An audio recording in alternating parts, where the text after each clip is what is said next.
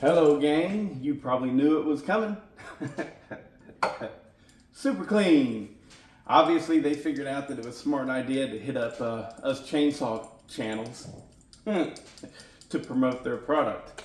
They got a hold of me and said, hey, would you like to try out our product and see if you like it? Joke's on them. I've been using this product for probably 4 or 5 years, maybe longer than that.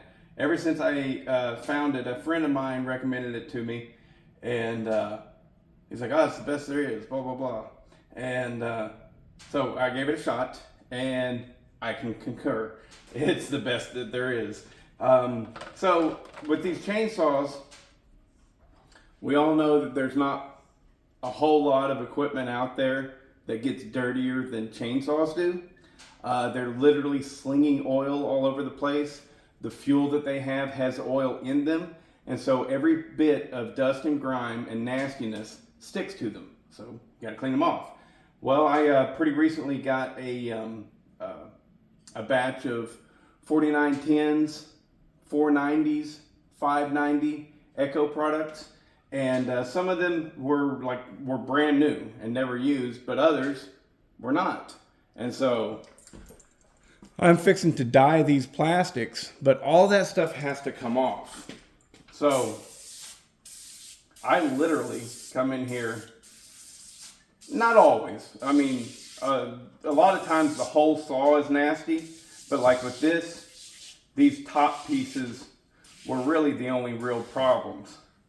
And so whenever that's the case, I just got small plastics. I just come in here to the kitchen sink and spray the stuff down, let it sit, coat it up really nice, gets in all the nooks and crannies. And once I get them good and clean, then I can dye them. Because whenever you're dyeing plastics, everything needs to be really clean and free of oil. Any place that there's oil, the dye is not really going to penetrate. And so I depend on stuff like this to get the plastics as clean as possible. Now, once I get all the grime and stuff off, I will go back and soak them in a little bit of soapy water. But even these new ones right here, I go ahead and spray them up too, because there's oil residue on there. And one of the number one things that I like about this product is it seems to have little or no effect on any stickers that are on there. Which, if you know anything about adhesives, what you're quickly going to come to realize is that adhesives, they go to pieces whenever any type of oil product is introduced. So it's really difficult to get adhesives to stick in an oily environment. So the fact that this Super Clean doesn't mess with the adhesives tells me that there's not a lot of oil present in this stuff. All right? So I could go on and tell you about it being biodegradable and stuff like that, but probably you're like me and you just don't care. You're just wanting to get all of the gunk off of your saws and stuff. It works really well for that. So I'm going to let this sit for a little while, and then I'll come back and I'll show you how it comes off.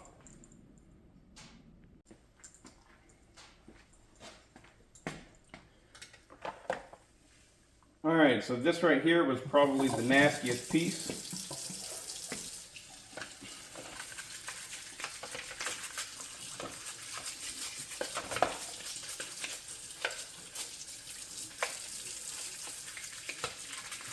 This is where a pressure washer works really nice. And a lot of times whenever I'm outside, doing this, that's what I do. Just hit it with the pressure washer. But I'm inside, and it is still coming off very easily. I'll have to do this 2 or 3 times probably just to get down into all of the little teeny tiny nooks and crannies. But that stuff doesn't come off easily. And this product really works good. So,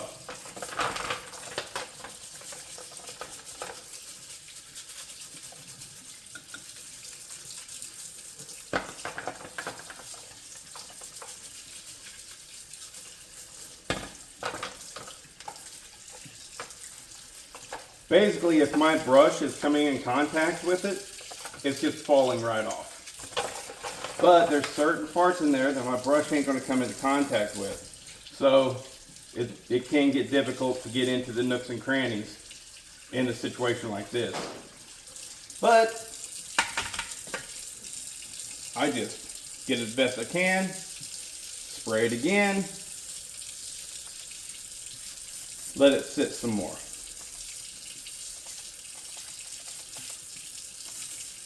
The top is good.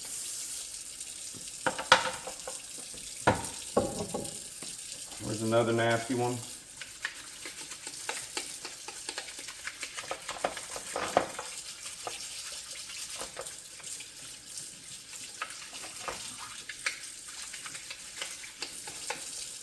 Another option is if I could take the stuff, if I wanted to, I could take the stuff that doesn't foam, the normal stuff. I could fill up my sink with water and add some of that stuff and just let it sit and soak. But this is the first time I've ever gotten to try the foam stuff, and it's working excellent.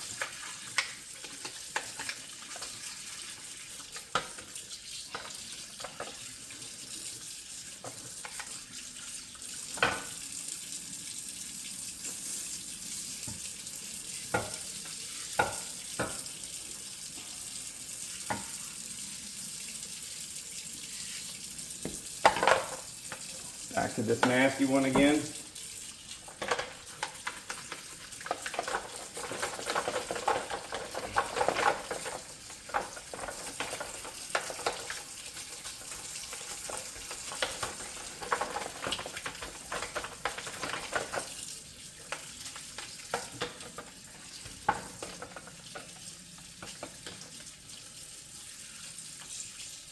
And now part of me wants to lie and say that I get these things all perfectly cleaned out every time, but that's just not true. All right? The only thing I'm truly worried about is the top side of this, because who's ever going to look down in there to see if all of your dye got down there? No one, really. No, and it's going to pack up with nastiness just like that anyways. So this right here, after I get the bulk of this out,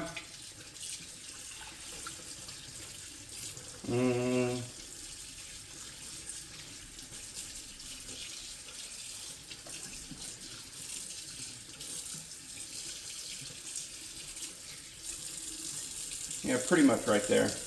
I would call that good to dye, because the top is completely clean, and there's just a few little spots down there in the bottom, and I would just go ahead and drop that in and dye.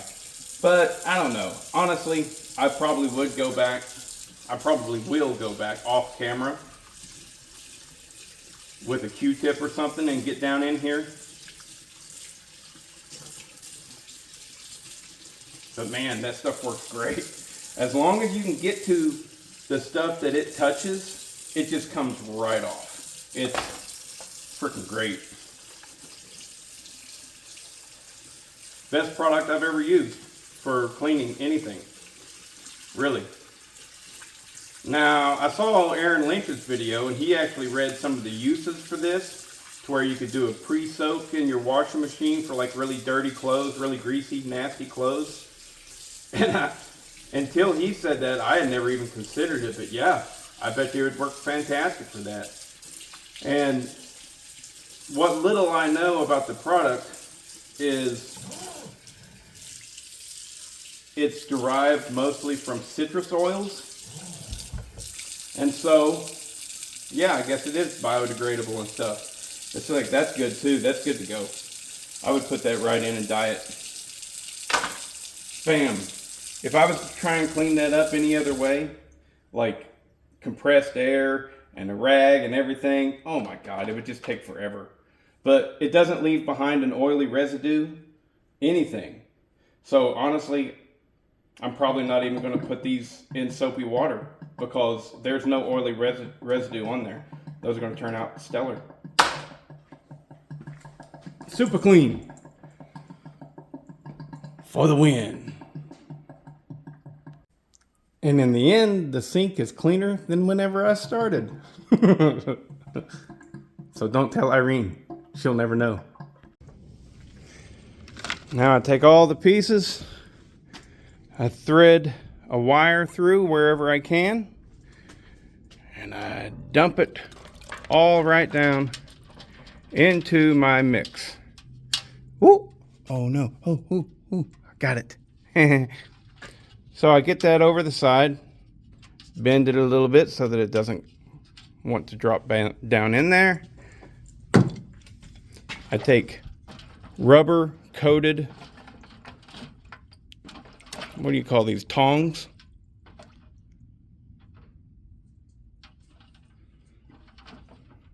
Some pieces are going to stick up, I guess. Might need to add a little bit more water to that. Yeah, I'll add a little bit more water. But we got it heated up. I heat up the water to, you know, probably about 190 degrees. I'm just guessing here. It's really hot, but it's not even close to boiling, really. And I let it sit like that for about 45, 50 minutes, something like that. And I'll come back and move it so that piece is down and stuff. And maybe I'll put some more water in there. We'll see how it goes. I got it to tuck down in there. No need to put more water in because then it takes more time to get hot again. I just use a little hot plate. Takes forever to heat up all that water. But, you know, it's been cooking now for about 3 hours. And so that gets it up to the temperature where I need. And then once it's hot, then the dye will start taking in on the plastics and everything. And all I get is, well, I don't have black, but I do have this. I just get these bottles of RIT dye. All-purpose dye. So that right there is black. This is purple. I have some of this as well. Haven't tried it yet. Actually, no, I believe that I have. I have tried this. All you do, it's the same stuff. It's just that right there already has water in it. This doesn't. This is cheaper. So just get this, you know. But anyways, once it's in the pot and the water's good and hot, we're talking about 45 minutes to an hour. I don't even worry, you know. I just sit down and I do something else. And, you know, this is stuff that I dyed yesterday. It's got to be cleaned up. Those spots are, I'm rubbing it on my belly. See, those spots are just water spots from it just drying naturally. But yeah, it gets cleaned up. Looks nice. These were all used plastics, and again, they dried naturally, so I'm again rubbing it on my belly so that it looks a little bit better. But there you have it. That's what it looks like. All of those will come out looking the same way. And one important lesson to know about dyeing. Oh, and don't ask me questions about how much water do you use and stuff. Dude, just I've got videos. I've made like 3 videos on dyeing plastics.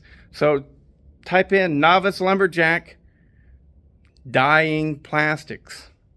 RIT dye. You know, learn how to use your search engines. But anyways, it doesn't matter. For that big pot, I fill it up. I think that's a 5-gallon pot. Maybe it's a 4-gallon pot. I'm not sure.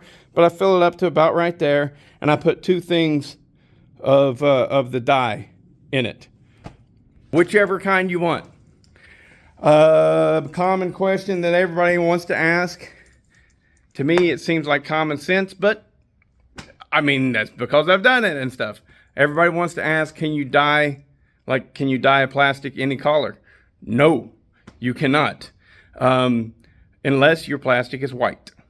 If you have white plastic, then yeah, you can dye it yellow. But you think I can take that orange plastic and dye it yellow? Absolutely not. It'll take the dye, but you'll have some weird, like, I don't know, pink or something. It'll come out weird. So the rule is you can always dye it darker than what it was originally, but you can never dye it lighter. Okay? So that's why everybody dyes it black, because whatever color the plastic is, black is going to cover it. And if you are finding that it's not quite enough, you probably just need to dye it for longer, even though, yes, I will admit, there are certain circumstances where, you get it out in the sunlight and it looks kind of like a little bit of a wine color is coming through. It's just the way it is, part of the game. So some plastics, you just can't get them to be really black. That's the way it is. All right, enough of this video.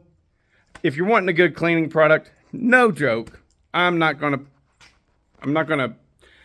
got sent a pair of boots one time, and I liked them, and I did a video on them. And as a matter of fact, come to think of it, I'm wearing them right now. Hysia boots. I literally did a video on it. Liked the boots. I'm wearing them currently because why? I like them, and they're honestly good boots, and they're super cheap. But I got sent another pair of boots by a company called Rock Rooster. Right now, they make all different kinds of boots, and the boots that I chose from them was like, they kind of look like combat boots, kind of. They were black and everything. And, weeks went by and the company reached out and they asked me, hey, we haven't seen you made a video of our product yet. And I was like, there's a reason for that, because I think your boots are shit. Now, I will completely make a video telling the world that your boots are shit. However, I don't think you want me to do that. And they just completely didn't contact me back. They was like, oh, okay. So what I'm trying to say is honestly, I feel like a cornball. I truly believe in super clean. So whenever they reached out to me and was like, you want to do a video? And I was like, frick yes, of course I want to do a video. I love super clean. That's the best cleaning product there is. If there's something better, I haven't found it. So, and the big thing is like the stickers. It doesn't screw up your stickers. Some of the, and most of the time, no, Louie, put that down. Nope. Good boy. Most of the time, I'm pressure washing these things. And yeah, if you got something that doesn't dissolve your stickers, that's a great thing. All right, enough of this crazy ramble video, and check you later.